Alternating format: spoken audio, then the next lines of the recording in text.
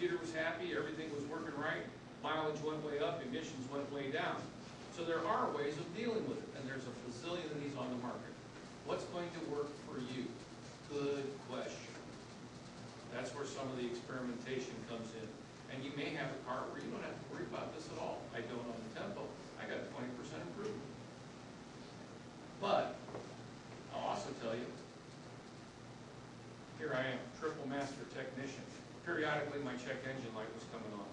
When I put this in there, it comes on less often. It's compensating for a problem the car has, and I'm happy, so I don't care. Okay, that's cheating, but it works. Okay. And the hoses and the fittings to get it into the car, of course. That's what I just told you. So we're going to go right by that one. The more complex the car, the more likely you are to have a problem, but not necessarily. Okay? So there's our pulse width modulation, our electronic fuel injection control enhancer, or the other modifier. Where do you put it? I'm not going to spend a lot of time on this because we're going to go down and look. Depends on the vehicle. Avoid high temperature areas. That's just going to make your water turn to vapor. Okay? You don't want to strap it next to the catalytic converter, let's face it, by the exhaust manifold. Final output to the air intake, not to manifold vacuum. How do you evacuate moisture out of an air conditioning system? You put vacuum on it. You don't want to suck this bottle dry. It goes in before the throttle. You can put it right into the air filter box if you like. It'll go in. The airs go in that direction. Mine on the Tempo is in between my mass airflow sensor and my throttle. So the mass airflow sensor isn't measuring it as a volume and wanting to add fuel because of it. I'm negating that a little bit. It's working well. If I put it in front of the mass airflow sensor, I might not got 20%. I might got 15 or 10%. Because it would be measuring that volume of gas and adding fuel for that. So there's different ways of going about it. Different cars experiment a little bit. Keep your wiring and your plumbing to a minimum. You don't want spaghetti everywhere. I've seen some people want to put these in a trunk. No. It's still explosive gas. You want to blow up your trunk when something goes wrong. Okay. We do not recommend ever putting it inside the passenger compartment or the trunk. Now, chances are this will never happen to you, but it's a safety issue. You put the gas tank in the back seat. No.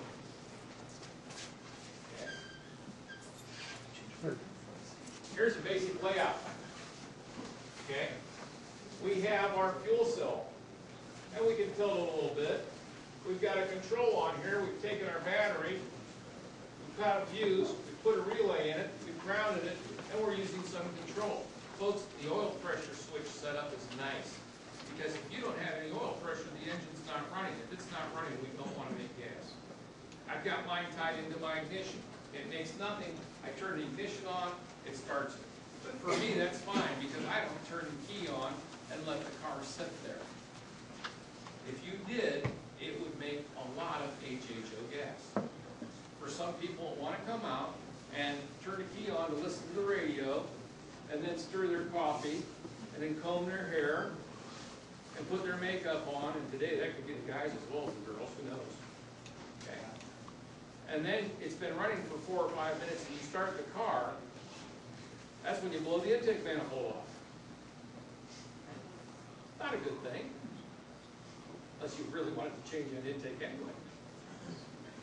So, but mine is wired off ignition. I don't turn it on. I'm aware of it's there. I don't do that.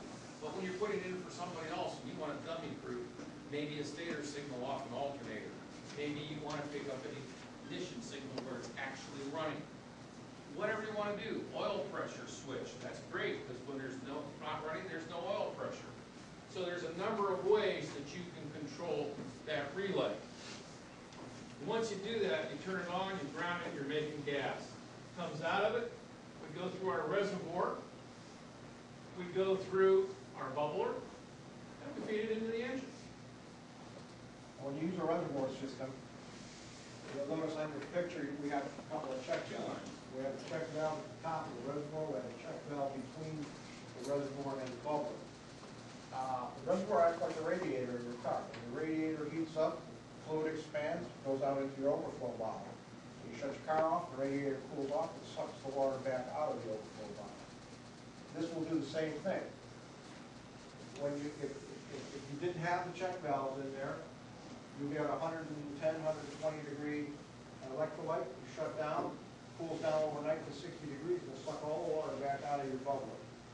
So we put a check valve in the line that will flow only toward the bubbler, will restrict anything going back. And we put a check valve at the top of the reservoir that will allow air into the reservoir, nothing to come out, pressure will not escape the reservoir. So as it's cooling down, it will suck air in from outside to... Anybody like this idea? Yeah. Okay. Where do you get the check valves at?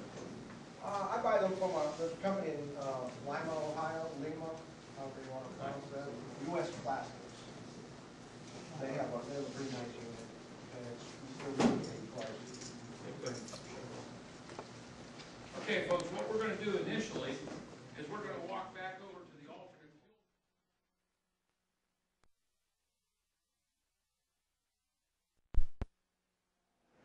Can you test myself? Yeah, sure. You can test it. I started looking at this thing. I started looking at what he did.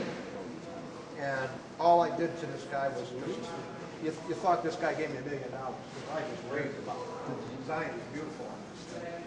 And I guess he was so happy at the response he got. He said, when I get back to California, I'll send you one. He sent it to me. Wow. He gets $300 for this cell. It's a really nice cell. Does it work? Oh, yeah. Okay. This is really good efficiency on this one, too. What we have, we're just running a regular Buick alternator there, got it out of a boneyard, 2 horsepower motor, gel cell battery, powers this thing. This meter here will tell us the amperage we're drawing, the voltage that we're at, and it will combine the two for watts. This meter, which we're not going to use right now, is a pyrometer. It's into the reservoir, so when I'm testing a circulating cell, I can keep track of electrolyte temperature. Originally designed, we were using baking soda in the beginning, so I have actually a radiator built into the bench, and I have cooling fans.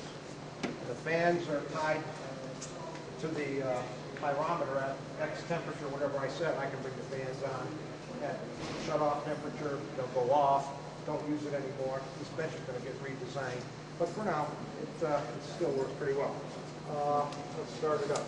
That's my alternator light. That comes on, I know Okay. I'm not charging.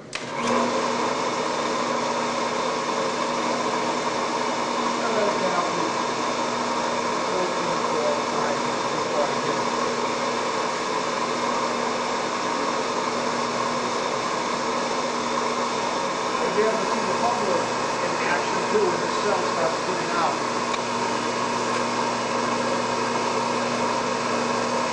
So it's green light, you gave power to the... Right, that's what will tell me I have power on my cell. And right now, I'm putting out just under 1 1/4 liters a minute.